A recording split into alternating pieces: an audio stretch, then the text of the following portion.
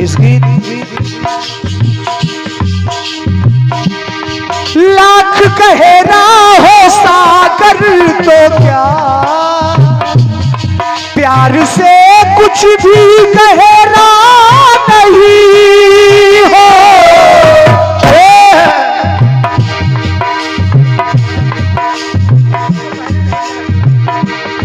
लाख गहरा हो सागर तो क्या, प्यार से कुछ भी गहरा नहीं। वो जवानी जवानी नहीं जिसकी कोई कहानी न हो। हाँ कहानी न हो।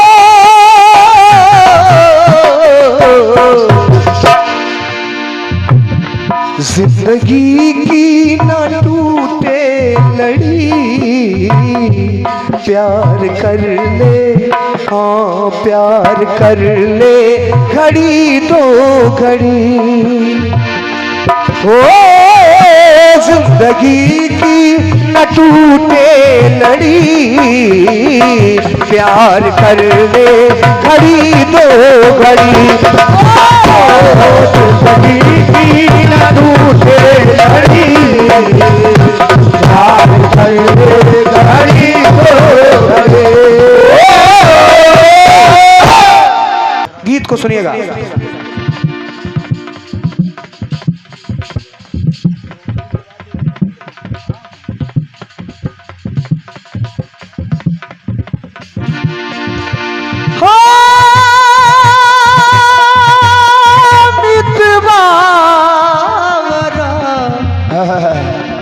जिंदगी की न टूटे लड़ी, प्यार कर ले घड़ी दो घड़ी।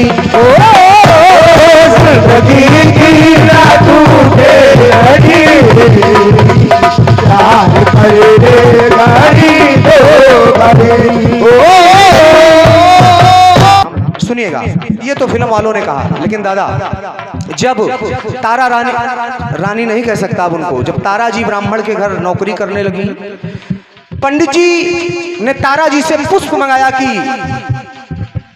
पूजन करना है, पुष्प की व्यवस्था किया जाए। तो तारा किसी और काम में व्यस्त थी और उन्होंने अपने नन्हे मुन्ने पुत्र रोहित, इकलौते पुत्र से कहा, भैया लाल तू जा करके पुष्प तोड़ के ला, तब तक मैं ये काम खत्म कर देती हूँ।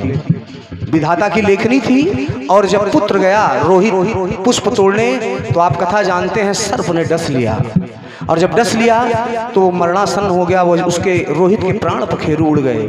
और जब तारा रोते रोते ढूंढते ढूंढते अपने पुत्र को देखा, लाश बन चुका था पुत्र। जब देखा तो अपने छाती से लगा लिया और दहाड़े मार के रोने लगी। आप विचार करिए बड़े भैया, जिसका एक पुत्र हो इकलौता, एक हो चाहे 100 हो, जिसका चला जाए असमय काल के गाल में, उसके ऊपर क्या बीतती होगी। और जब अपने पुत्र की लाश को उठाया तो उसका अंतिम संस्कार भी तो करना है, जो कि विधि का विधान है। जिस घाट पर हरिश्चंद्र जी डोम के यहाँ नौकरी करते थे, उसी घाट पर लेकर के तारा अपने पुत्र रोहित को लेकर के उसी बालू पे लिटा दिया। और जो लिटा दिया, कहा स्वामी ये आपका पुत्र रोहित है। कहा ये रोहित है और इसका अंतिम संस्कार करिए। हरिश्चंद्र ने कहा, प्रिय बगैर इस 100 का कर चुकाए, टका चुकाए, छदाम चुकाए, मैं इसका अंतिम संस्कार नहीं कर सकता हूँ। जब इतनी बात कही तो कोसने लगी उस विधाता को तारा कि प्रभु इतनी बड़ी परीक्षा आपने मेरी ले लिया कि आज मेरे पुत्र की लाश पड़ी है और अंतिम संस्कार के लिए उसका बाप, उसका पिता नहीं तैयार है, दाम मांग रहा है। तो वो माँ कह रही है उस विधाता से,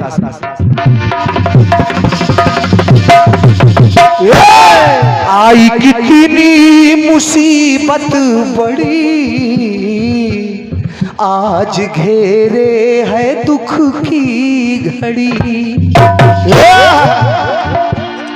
मखमली सेज पर था जो सोता, कहा उस माने की ईश्वर हो मखमली सेज पर था जो सोता, मखमली सेज पर था जो सोता, ईश्वर लाश उसकी कफन बिन पड़ी, लाश उसकी कफन बिन पड़ी,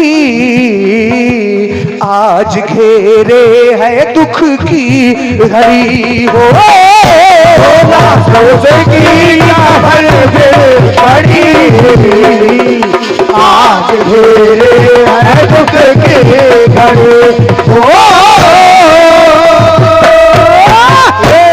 कहा तारा ने कि प्रभु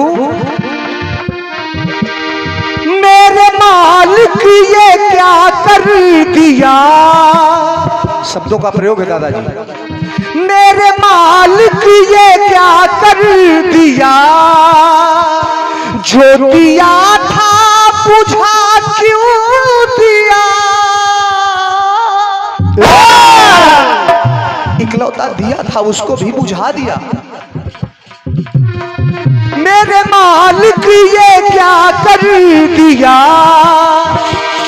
जो दिया था बुझा क्यों दिया, जो दिया था बुझा क्यों दिया, जो दिया था बुझा क्यों दिया, काम तूने ये कैसा किया, जो न करना था वो कर दिया, तो प्रभु कौन सी मैंने की गड़बड़ी, विधाता कौन सी मैंने की गड़बड़ी, लाश उसकी ओ लाश उसकी कफन बिन पड़ी, ओ कौन सी मैंने की गड़बड़ी, लाश उसकी कफन बिन पड़ी हो। एक पंक्ति आती है अपने पुत्र रोहित की लाश को गोद में उठा करके, आगे सुनिएगा, ये पंक्ति सुनिएगा, जब अपने पुत्र रोहित की लाश को अपने गोद में उठाया, छाती से लगाया, वो मां कह रही है, बेटवा तोरे बिना लागे ना रे जियरा,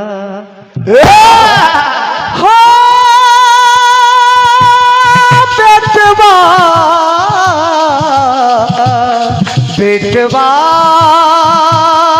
तोरे बिना लागे ना रे जियरा, बेटवा तोरे बिना लागे ना रे जियरा, का ईश्वर वो भी रूठा है, ईश्वर वो भी रूठा है, किस्मत भी रूठी,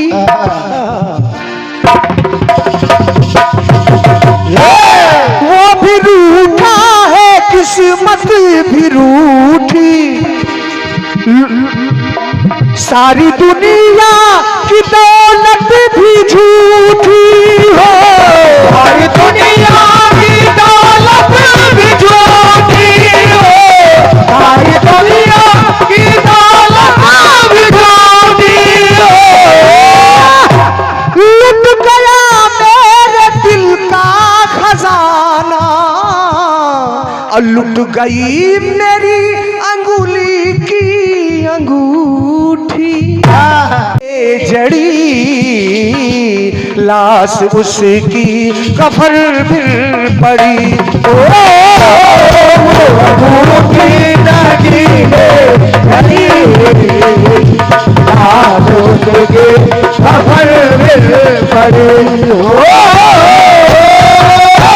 अंतिम बंदियां श्रवण करिएगा, कह रही हैं, जो भी लाखों की दौलत से खेली, एक भी ना मुसीबत भी झेली हो। मैं राजरानी हुआ करती थी, और क्या, साथ चलता था जिसके जमाना, आज कोई नहीं मैं अकेली। तो अब तो उलझी कड़ी से कड़ी, पास कुछ भी ना अकेली खड़ी, लाश उसकी ओ लाश उसकी कफन बिल पड़ी।